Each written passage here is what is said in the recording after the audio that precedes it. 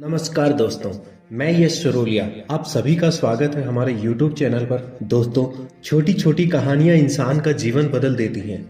आज की इस वीडियो में मैं लेकर आया हूं आपके लिए एक बहुत ही सुंदर प्यारी सी मोटिवेशनल कहानी। इस वीडियो को अंत तक जरूर देखना, क्योंकि छोटी छोटी कहानियों से ही इंसान का जीवन पॉजिटिव बनता है और पॉजिटिव सोच की वजह से ही हम अपने लक्ष्य तक बहुत आसानी से पहुंच जाते हैं। अगर आप इस चैनल पर पहली बार आए हैं तो इसे सब्सक्राइब जरूर कीजिएगा। तो आइए शुरुआत करते हैं एक छोटी सी प्रेरणादायक हिंदी कहानी की। दोस्तों, एक बार एक छोटा बच्चा होता है। अचानक से उसके दिमाग में ख्याल आता है और वो दौड़कर अपने पापा के पास जाता है और अपने पापा से पूछता है कि पापा, मेरे जीवन की इम्पोर्टेंस है क्या? तो उसके फादर ने कहा, अगर तुम सच में जिंदगी की इम्पोर्टेंस जानना चाहते हो तो मैं तुम्हें एक पत्थर देता हूँ।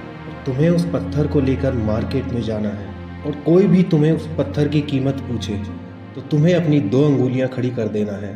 तुम्हें कुछ भी नहीं बोलना है। अपने पापा की आज्ञा के अनुसार वो लड़का मार्केट में चला जाता है। कुछ देर बाद में एक बूढ़ी औरत उस लड़के के पास आती है।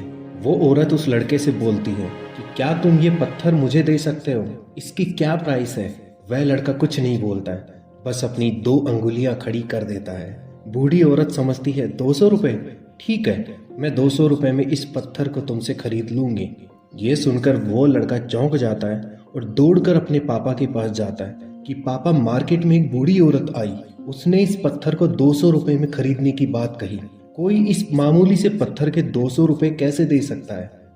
उसके पापा ने कहा, रुको बेटा, मैं तुम्हें सब समझा दूंगा, लेकिन उससे पहले तुम्हें इस पत्थर को लेकर म्यूजियम में जाना है और इस बार तुम्हें कोई इस पत्थर की कीमत पूछे तो अपनी 2 अंगुलियां खड़ी कर देना है, कुछ भी जवाब नहीं देना है।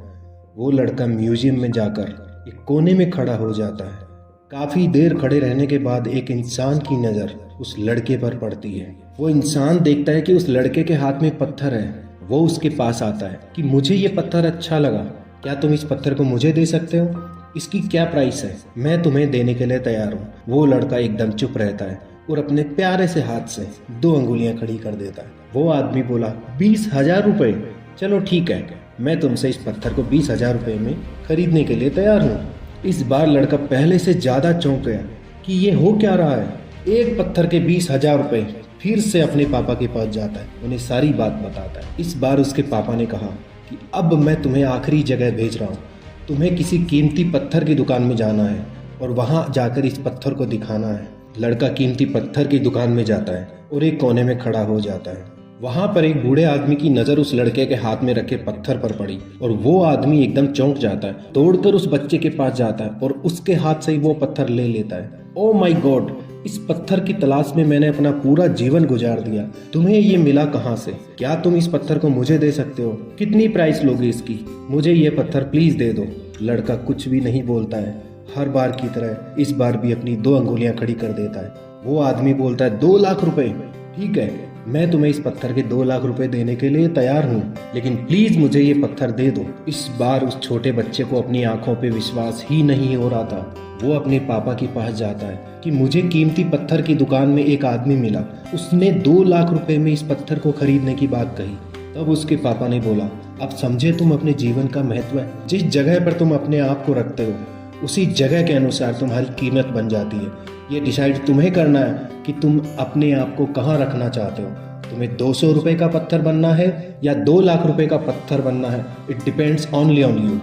दोस्तों, आपकी लाइफ में ऐसे बहुत सारे लोग हैं जिनके लिए आप बहुत मायने रखते हैं। आप उनके लिए सब कुछ होते हो और कुछ लोग ऐसे भी होते हैं जो आपको एक नॉर्मल वस्तु की तरह इस्तेमाल करते हैं और उनके लिए आप कुछ भी नहीं है। ये सिर्फ आप पर निर्भर करता है कि आपकी लाइफ की वैल्यू क्या है।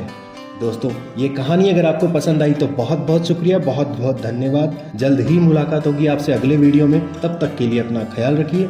जय हिंद, जय भारत।